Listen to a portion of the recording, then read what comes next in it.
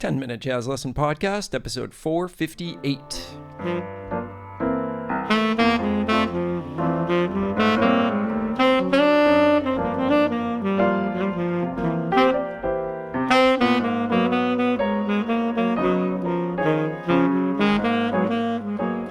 Hey everybody, welcome into episode 458 of the 10-Minute Jazz Lesson Podcast.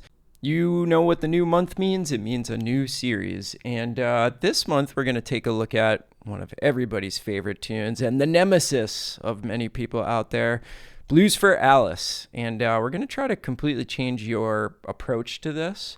But in this first episode, we're just going to make sure that we have the essential thing down, which is knowing the melody, right? Now, I'm sure a lot of you that are listening to this, you already know the melody, or maybe you know it halfway or whatever, but I want you to spend this first week really making sure that you have that melody airtight, because we have to play the melody before we solo on anything.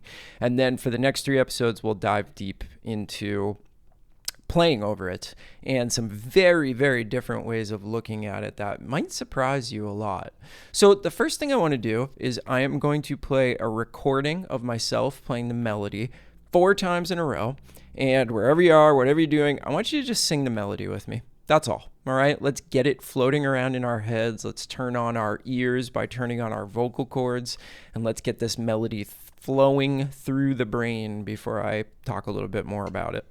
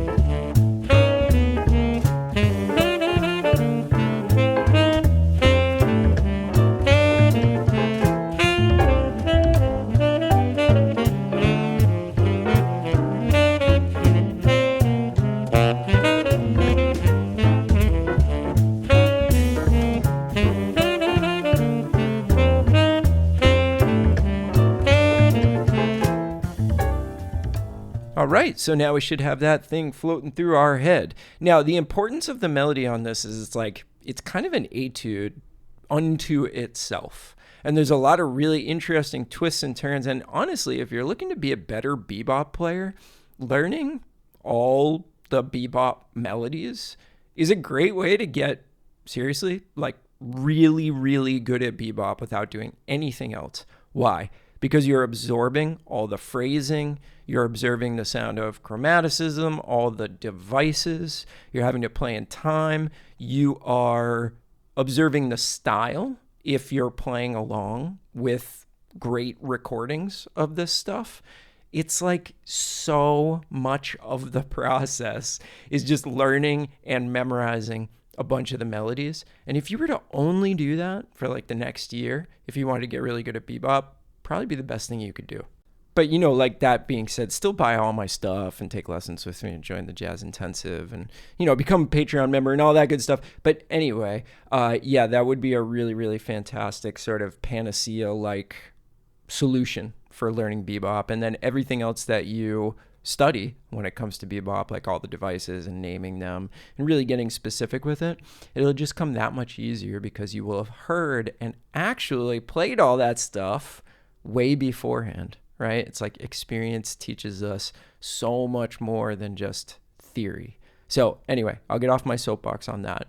Here's the other thing that I want you to do. If you do not know this tune, do not get a lead sheet. Learn it by ear. Now that's pretty intimidating on this tune, but what I'm going to do for the Patreon members is I'm going to give you all a demo of me playing it at the tempo you just heard, which is 160 BPM, but then I'm also going to give you one at 120 BPM so that you can really hear it at a little bit more of a relaxed tempo, You could also take that file and slow it down using some type of software out there. And you really just need to challenge yourself to learn this one by ear, okay? It's going to be such a good thing for you, even if it takes you a super long time. Just suffer through it. Okay, so what should you do if you already know this melody? Nick, I don't have anything to work on this week. Well, I've got something special for you. If you already know this melody, you really know it and you can play it without thinking, right? Without any mistakes. I want you to take this and I want you to learn the entire melody down a whole step. So you're going to learn it in the key of concert E flat rather than the key of concert F. And what I'm going to do for all those people that already know it and are accepting the challenge of learning it in a new key, I'm going to provide you with a demo track of me playing the melody down a step so that you can sort of check your work or use it as a practice tool or whatever.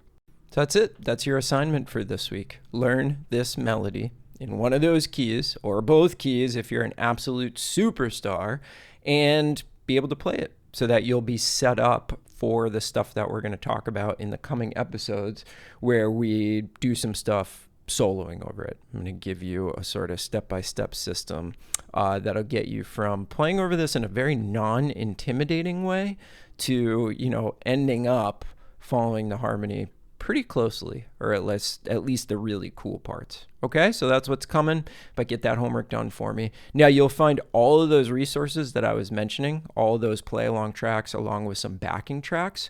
You will find those on our Patreon, and if you're wondering what that is, you're new to the show, that's the way that we keep this thing going. We don't have any ads on the show. We're a listener-supported podcast, which means we have a community of people donating a small amount of money every single month, and in return for that, you get a whole bunch of resources for every episode.